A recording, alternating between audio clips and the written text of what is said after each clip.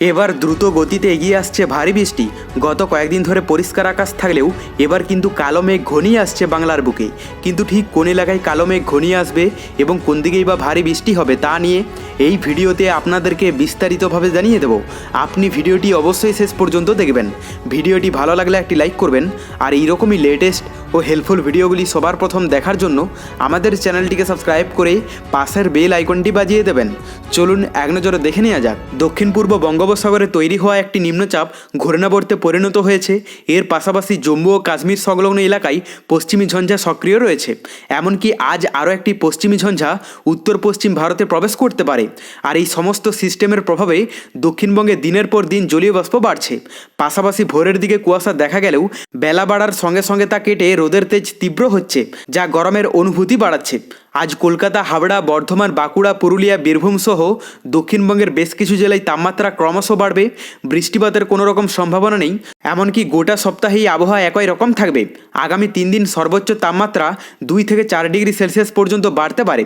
এমনকি কলকাতার সর্বোচ্চ তাপমাত্রা ছুঁতে পারে 35 ডিগ্রি সেলসিয়াসে।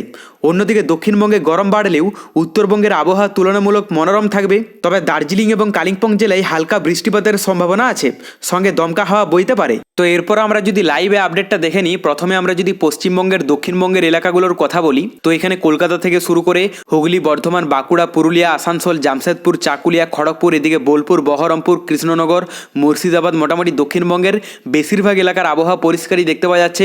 কোথাও বৃষ্টির সম্ভাবনা নেই। পাশাপাশি যদি উত্তরবঙ্গের আপডেটটা দেখে নিই, এখানে উত্তরবঙ্গের মধ্যেও দার্জিলিং থেকে শুরু করে কালিম্পং, কার্শিয়ং, জলপাইগুড়ি, আলিপুরদুয়ার, কোচবিহারের আকাশ কিন্তু সম্পূর্ণ পরিষ্কারই থাকবে। আর বাংলাদেশের মধ্যে সমুদ্র উপকূলবর্তী এলাকা এবং ভিতরের এলাকার মধ্যে কোথাও দুর্যোগপূর্ণ আবহাওয়া নেই। তো মোটামুটি পশ্চিমবঙ্গ সহ বাংলাদেশের সমস্ত এলাকার আবহাওয়া পরিষ্কার দেখতে পাওয়া যাচ্ছে সকালের দিকটাতে।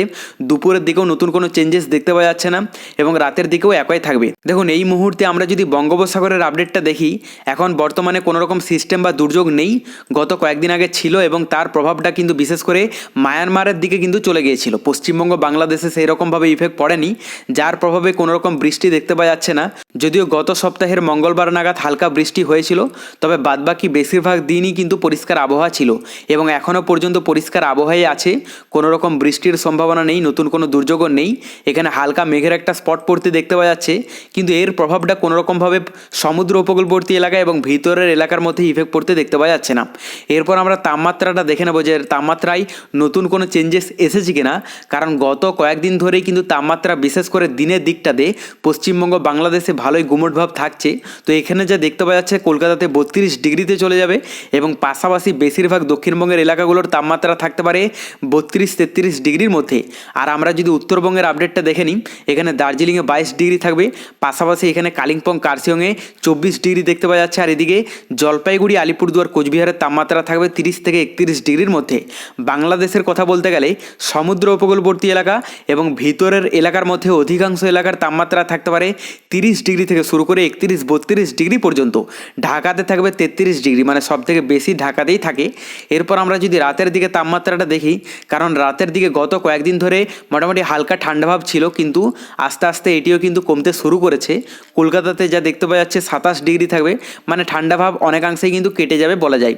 আর বাদবাকি বেশিরভাগ এলাকার তাপমাত্রা থাকতে পারে 22-24 ডিগ্রির মধ্যে। তবে আসানসোলে 26 ডিগ্রি দেখতে পাওয়া যাচ্ছে, একটু বেশি থাকবে অন্যান্য জেলাগুলোর তুলনায়, এবং পুরুলিয়াতে 25 ডিগ্রি। আর আমরা যদি উত্তরবঙ্গের আপডেটটা দেখে নিই, এখানে দার্জিলিংয়ে 15 ডিগ্রি দেখতে পাওয়া যাচ্ছে। পাশাপাশি এখানে কালিম্পং, কার্শিয়ংয়ে 15 থেকে 17 ডিগ্রি থাকবে। আর এদিকে জলপাইগুড়ি, আলিপুরদুয়ার, কোচবিহারের তাপমাত্রা থাকতে পারে 21 থেকে 23 ডিগ্রির মধ্যে। আমরা যদি বাংলাদেশের আপডেটটা দেখে নিই, সমুদ্র উপকূলবর্তী এলাকা এবং ভিতরের এলাকার মধ্যে অধিকাংশ এলাকার তাপমাত্রা থাকতে পারে 22 ডিগ্রি থেকে শুরু করে 23-24 ডিগ্রি পর্যন্ত। তবে ঢাকাতে সব থেকে বেশি থাকবে 26 ডিগ্রি। বাদবাকি সমুদ্র উপকূলবর্তী এলাকাগুলোতে 22 থেকে 24 ডিগ্রির মধ্যেই দেখতে পাওয়া যাচ্ছে। আর পরবর্তীতে বঙ্গোপসাগরে নতুন কোনো দুর্যোগের আভাস পেলে অবশ্যই আপনাদেরকে লাইভে জানিয়ে দেব। তার জন্য চ্যানেলটিকে সাবস্ক্রাইব করে রাখতে ভুলবেন না।